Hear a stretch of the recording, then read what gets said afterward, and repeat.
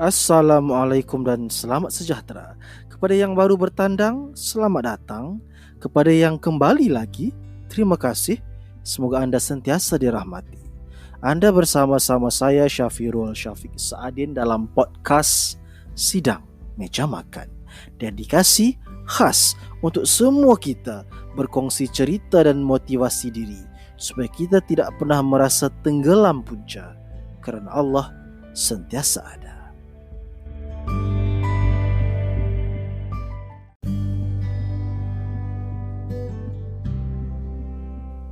Dalam podcast Sidang Meja Makan dalam episod yang lepas, kita ada menyenaraikan langkah-langkah, tindakan-tindakan yang boleh kita lakukan sebelum kita dipecat ataupun diberhentikan daripada pekerjaan.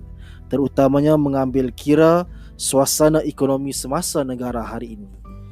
Untuk episod hari ini pula, pastikan anda teruskan mendengar sehingga ke akhir rancangan kerana kita akan menyenaraikan pula steps ataupun tindakan dan langkah-langkah yang boleh kita ambil selepas kita dipecat ataupun diberhentikan daripada pekerjaan kita. Harapnya ia boleh jadi satu guideline dan menyediakan diri kita semua untuk berdepan dengan situasi getir kehilangan pekerjaan di zaman kegawatan.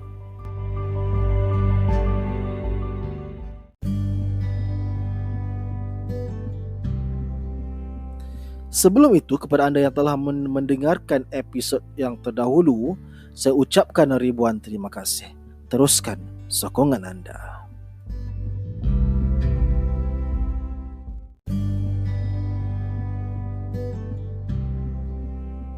Selepas berminggu lamanya desas-desus dan juga kabar angin bertiup kencang, akhirnya, now the fateful day has become a reality.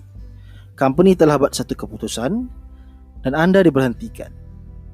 Jika anda mengikut tips atau langkah-langkah yang diutarakan sebelum ini dalam episod yang terdahulu, harapnya by now you should be sufficiently prepared dan keluar daripada exit meeting itu dengan your dignity intact. Now that we are officially unemployed, persoalannya sekarang, apa yang perlu kita lakukan seterusnya?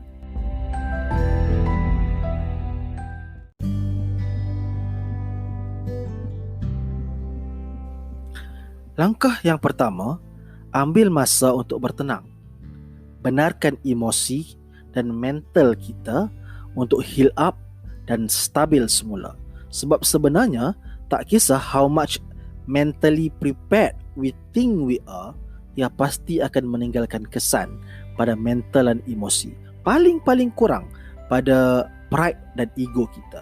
So, ambil masa 1 hari, 2 hari, seminggu, malahan mungkin sebulan, as long as your financial standing membenarkan, untuk kita lupakan hal-hal kerja yang lama dan hal-hal serabut kepala memikirkan pekerjaan yang baru. Ini masa untuk kita buat sesuatu yang kita rasa seronok, supaya kita boleh membuai emosi kita dan menjadi lebih seronok. Buat hal-hal yang menggerakkan fizikal dan mengeluarkan peluh seperti bersenam, berbasikal, berjogging dan sebagainya, supaya kita rasa empowered. Dan yang paling penting ialah untuk tidak terus-terusan merintih dan mengenang masa lalu. Terus kekalkan diri untuk sentiasa sibuk tanpa perlu untuk terlalu memikirkan hal kerja. This mental vacation akan bantu kita untuk recharge balik kita punya emosi, recharge balik kita punya jiwa, dan harapannya akan bantu kita untuk move on dengan positive mindset.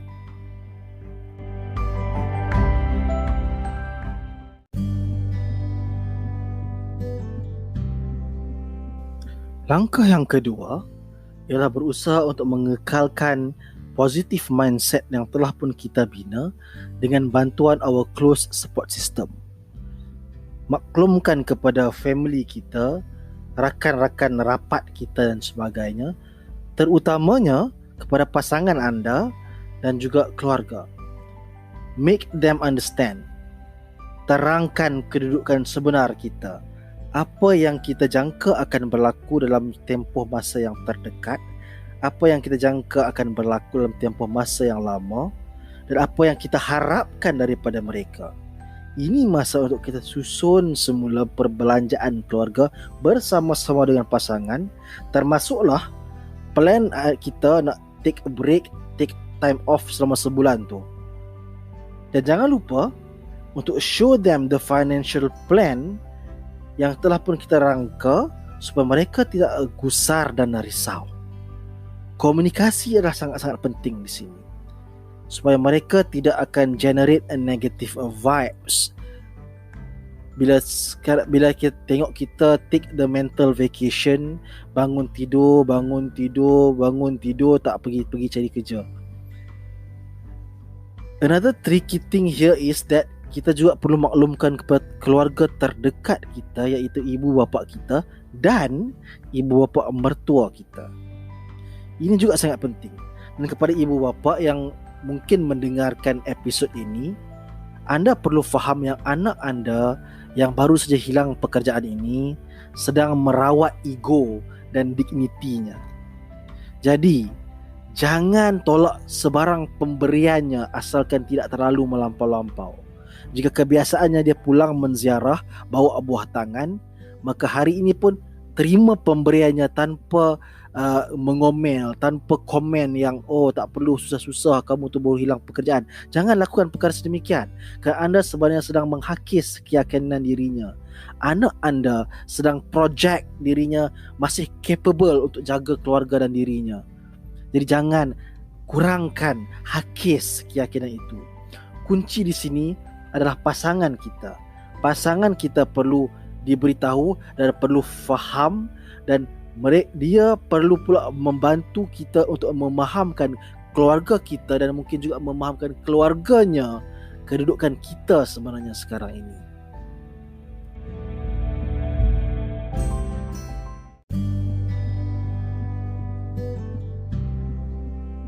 Langkah yang ketiga ialah selepas kita take our time off, kita keep a positive mindset, malah kita ada good support system keliling kita, kita tetap harus sedar yang ianya tidak boleh berterusan indefinitely. Jadi cepat atau lambat, wang simpanan kita pasti akan habis dan kita akan berdepan dengan masalah yang lebih parah lagi. Jadi sebelum itu berlaku, kita kena putuskan sebenarnya ke mana hala tuju karier kita selepas ini. Ini sebenarnya masa untuk kita merendah diri, be humble dan minta pandangan orang sekeliling kita. Yang pentingnya mereka yang mempunyai pandangan yang kita value. Boleh jadi bekas pensyarah, boleh jadi bekas bos, rakan lama, orang tua kita ataupun pasangan kita. Yang penting somebody yang boleh bagi pendapat secara objektif tanpa bias emosi. Ini masa untuk kita decide sama ada kita mau kekal dalam industri kita. Mungkin kita perlu cari syarikat yang lebih besar yang mampu menampung kehendak gaji kita, atau mungkin tukar strategi bagi kepada syarikat yang lebih kecil tapi mungkin mengurangkan skop kerja ataupun waktu kerja misalnya. Bergantung pada apa yang kita mahu. Malah jangan terkejut. Sebenarnya ini juga bukan satu perkara yang mustahil. Betapa ini sebenarnya adalah masa yang terbaik untuk kita melakukan career pivot. Kita lompat industri kepada industri yang lain sebenarnya. Ataupun mungkin ini masa yang sesuai untuk kita decide buka syarikat sendiri, company sendiri, melakukan bisnes dan sebagainya. Jadi pentingnya untuk mendapatkan pandangan yang bernas dan pada orang yang tahu siapa kita, di mana kekuatan kita, di mana kelemahan kita.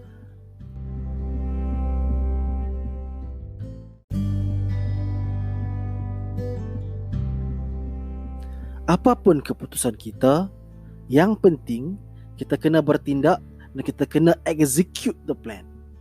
Jika kita decide to go back to the industry, ini masanya untuk intensify the job hunting. Pencarian kerja harus dipergiatkan dan diperkuatkan lagi. Kita kena start untuk reach out dan menggunakan networking yang telah terbina bertahun-tahun lamanya sebelum ini semaksimal yang mungkin. Dan jika anda decide ini masanya untuk lakukan career pivot, maka go deep dive dan laksanakan plan dan impian anda, kerana you have nothing else to lose. Ini bukan lagi side gig. Ini adalah masanya untuk Anda lakukan apa yang Anda impikan. It can be overwhelming, tapi kekalkan keyakinan dan istiqamah Anda dan gerak kerja Anda. Apa juga keputusan kita, hidup harus terus berjalan. Dan saya doakan semoga kita semua terus percaya.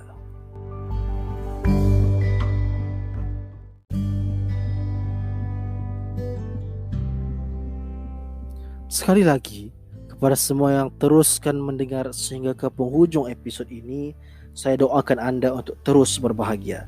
Jangan lupa, pastikan Anda turut mendengarkan episod Sidang Meja Makan yang terdahulu dengan minda yang terbuka. Jika Anda fikir ada manfaat daripada kata-kata saya ini, saya mohon jasa Anda.